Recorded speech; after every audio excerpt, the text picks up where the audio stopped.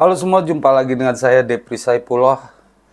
Piala AFF sudah berakhir untuk timnas Indonesia dan kini saatnya memikirkan hal lain karena Piala AFF 2024 memang tidak jadi target oleh PSSI dan timnas Indonesia. Hasilnya memang mengecewakan karena dalam dua edisi terakhir atau sejak 2020 Indonesia selalu lolos ke semifinal. Tepatnya sejak ditangani Sintayong. Tapi kita harus menerima ini walaupun dengan beberapa catatan. Kita tahu bahwa kegagalan timnas Indonesia ke Piala AFF ini walaupun kita tidak punya target, walaupun tidak dibebani target, tapi tetap menimbulkan kekecewaan di publik ya. Buktinya tagar STY out muncul lagi. Walaupun ini tidak aneh sebenarnya, karena setiap Indonesia kalah, tagar STY out itu selalu ada. Dan apakah benar STY harus out gara-gara gagal di Piala AFF 2024? Kita harus menganalisa dulu seperti apa kiprah Sintayong di Piala AFF ini. Menurut saya kegagalan di Piala AFF masih bisa dimaklumi ya, karena yaitu skuad yang dibawa oleh Sintayong memang kurang mumpuni, kurang pas. Harusnya dia menyiapkan pemain yang lebih baik lagi. Walaupun kegagalan bisa dipahami, tapi saya tetap menyoroti pemilihan pemain yang dilakukan oleh Sintayong. Jelang berlangsungnya Piala AFF, harusnya Sintayong lebih mendalam lagi mencari pemain. Karena dari 24 pemain yang dipanggil, menurut saya mungkin setengahnya kurang pas ya untuk timnas Indonesia.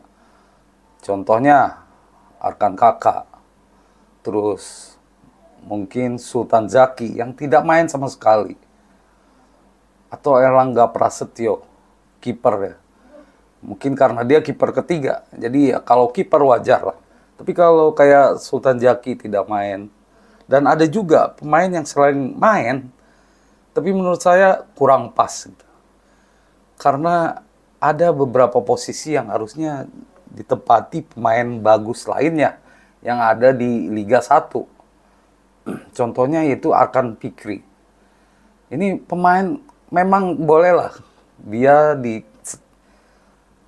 disukai oleh Sintayong ya. Tapi kita lihat waktu lawan Filipina mendapatkan peluang emas, super emas, dia tidak bisa memanfaatkannya. Tembakannya melambung. Ya, jadi memang kegagalan bisa dipahami, tapi seharusnya minimal semifinal bisa lah harusnya ya. Kita sangat buruk, banyak hal sangat buruk buat timnas Indonesia. Mengapa? Karena pertama pemain emosional, sehingga mendapatkan 2 kartu merah. Kedua, pemilihan pemain tidak pas. Ketiga, pola permainan tidak jelas gitu. Bagaimana cara mencetak gol juga tidak jelas. Jadi ya serba terbatas. Jadi memang untuk dijadikan polemik Piala AFF ini tidak bisa juga. Karena memang niatannya memberi pengalaman para pemain ini. Tapi satu catatan saya bahwa harusnya Sintayong tetap jeli memilih pemain sehingga setidaknya semifinal bisa kita raih. Ada beberapa posisi, Arkan Fikri misalkan, harusnya agak lebih baik kalau misalkan memanggil Alfreanda Dewangga gitu, yang bagus di lini tengah. Selain itu dia juga bagus saat mengeksekusi bola mati. Kenapa tidak dipanggil? Kalau masalah usia mungkin ya emang usianya udah agak matang ya. Tapi tidak terlalu tua juga menurut saya. Lalu pemain-pemain berbakat lainnya seperti Jim Collis Royer atau Fajar Faturrahman harusnya ada di timnas Piala AFF sekarang. Cuma ya mungkin pemikiran kita sebagai penonton dan juga Sintayong berbeda. Karena dia menegaskan bahwa pemain sekarang disiapkan untuk SEA Games dan Piala Asia U23. Sehingga ya memang harus diterima apa adanya. Walaupun harusnya dia menambah pemain yang agak senior dan lebih berpengalaman dalam skuad sehingga tidak tampil begitu mengecewakan seperti sekarang.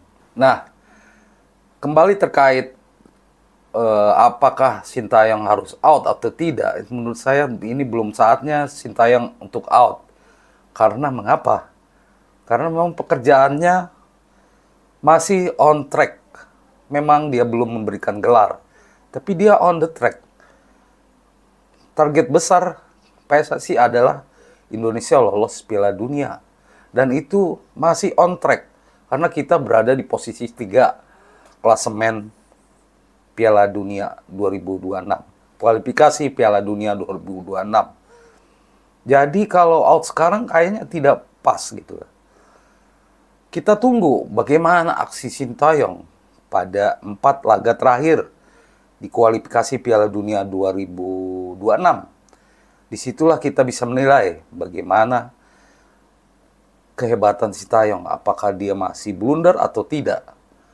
Karena 4 laga terakhir kita menghadapi duel-duel krusial, 2 laga kandang melawan Bahrain dan Cina, sedangkan 2 laga lagi melawan tandang lawan Australia dan juga Jepang. Jepang itu digelar 10 Juni. Melawan Australia itu 20 Maret ya. Lalu itu kita menjamu Bahrain. Nah, itulah yang seharusnya jadi fokus ya.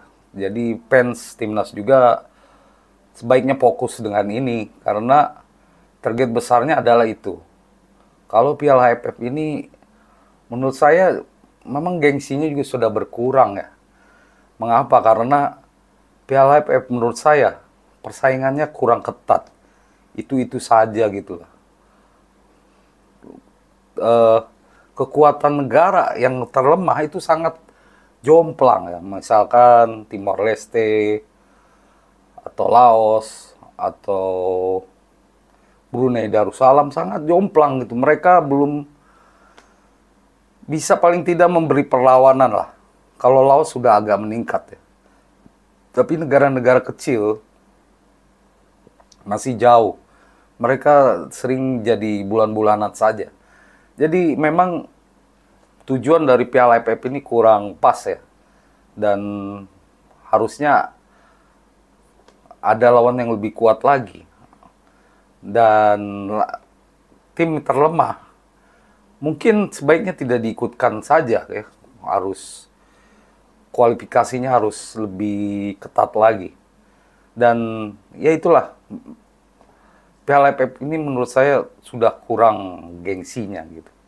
Walaupun negara-negara yang ikut sangat ngotot.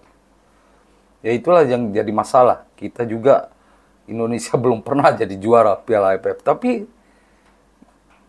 trofi ini memang tidak ada artinya karena yang paling penting itu Piala Asia, Piala Dunia. Level yang lebih tinggi. Ya, jadi kesimpulannya kita harus tunggu dulu bagaimana Sintayong ini. Kalau dia masih melakukan kesalahan dalam pemilihan pemain sesuai dengan janji PSSI yang memberi evaluasi kepada Sintayong. Salah satu evaluasinya itu soal pemain yang dipanggil. Itu jadi bahan evaluasi PSSI kepada Sintayong. Jadi ini bukan saatnya bagi Sintayong keluar karena kita masih membutuhkan Sintayong. Ya bolehlah disebut dia tidak bagus di AFF. Tapi untuk kualifikasi Piala Dunia dia sejauh ini cukup berhasil. Walaupun masih belum lolos. Kita lihat karena negara-negara lain juga melakukan persiapan terus. Bahrain, Arab Saudi saat ini nih, di bulan ini juga sedang menggelar ikut Piala Teluk, di mana Bahrain mengalahkan Arab Saudi 3-2. Australia juga mungkin punya agenda-agenda uji coba ya sebelum Maret nanti. Nah, timnas Indonesia bagaimana? Kita juga masih menunggu tahun depan bagaimana persiapannya untuk laga Maret nanti.